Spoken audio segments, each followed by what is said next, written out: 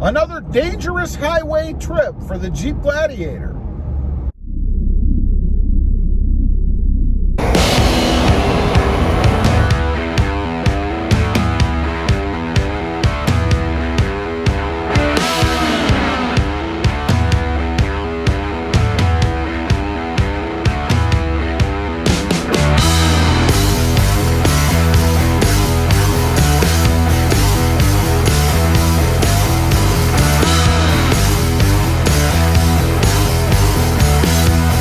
Good morning, everybody, and welcome back to Rob Motive JT. And that's right, this is no clickbait video. It was another dangerous highway trip for my Jeep Gladiator. Now you're probably wondering, what are you talking about? Man, how can a highway trip be dangerous? You know, you have the death wobble. Is there something wrong? Is a tire gonna fall off? No, it's none of that. You see, where I live down here in South Texas, there's one thing that every vehicle has in common, and that is cracked or chipped windshields. How do I know? I've been there a few times. One of my Tundras, a little bit on one of my Tacomas, my Jeeps, I think 2 of them. It is a pandemic here as far as chipped windshields go. Now, it's probably because of the heat and the pavement that we have.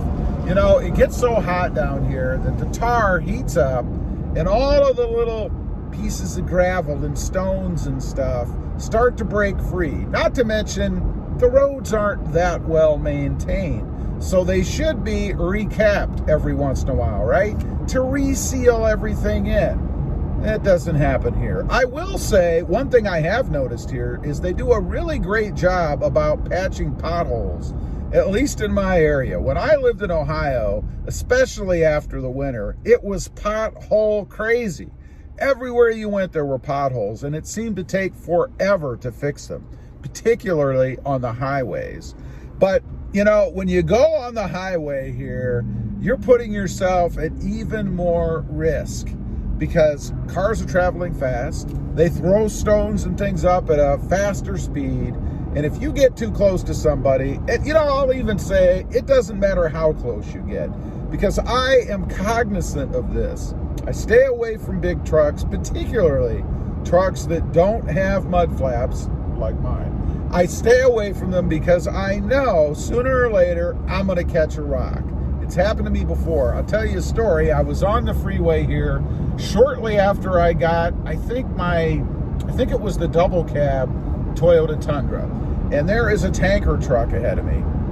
And I'm aware of this, right?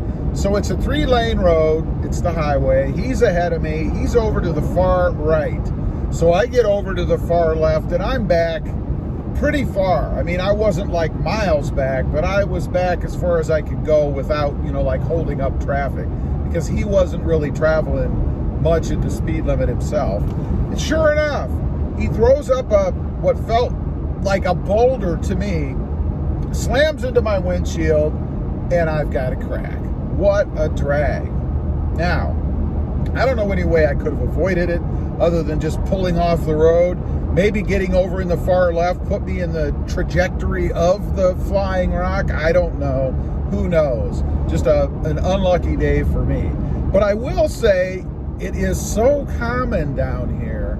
You know, I worried when I traded that truck off that it was going to be a problem. When I sold it, there was going to be a problem, right? So I mentioned that there was a chip in the windshield, and they said, it's no big deal, it doesn't matter, happens here all the time, we'll replace it anyway.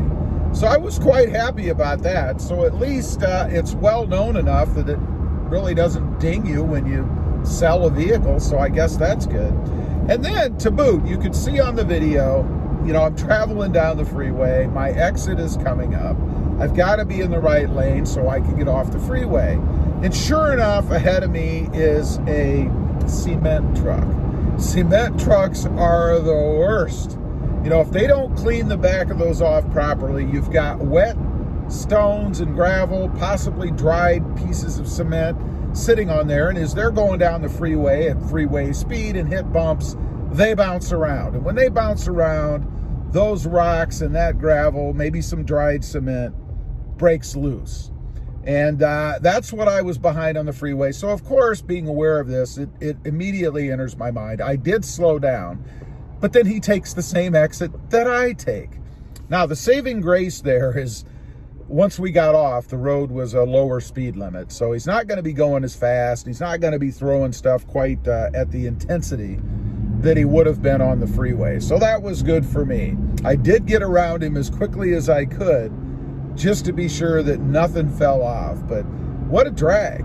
It is definitely dangerous for your windshield, for your truck, for your front end, maybe your headlights. You ever had a headlight bust out because a stone hit it? I know it can happen. I'm just waiting for that myself. Fortunately, I don't have to travel the freeways or the highways a lot. Today, it was a trip to pick up some dog food because the dog is hungry. You've got to feed the dog. So that's why I was on the freeway today. Anyway, I just wanted to get on, and while it's, man, there was some cement right there in the road. I just wanted to get on, talk about that a little bit. I'm curious, you know, what length do you guys and gals go to avoid things like that? Do you take different routes? Do you stay off the freeways? You know, it did cross my mind today. I didn't have to take the freeway. We have frontage roads here, something I'd never experienced until moving to Texas. But frontage roads are like side roads that run right along the freeway, all the way pretty much anywhere you'd want to go in the area before they actually end. So I could have taken that, but the problem is when you take those, you run into stoplights. There's stoplights that seem to be every 20 feet, you know? So it lengthens the trip greatly. The speed limit is slower. I think it's typically about 45 to 50, depending on where you're at. Sometimes it drops down to 30, 35. So it's definitely not the most expeditious way to go, and that's why I avoided it today. Also, real quick, don't forget to click that notification bell so that you don't miss out on any upcoming videos. And do me a favor, smash that subscribe button on the way out. Thanks for watching. Stay safe out there. Bye.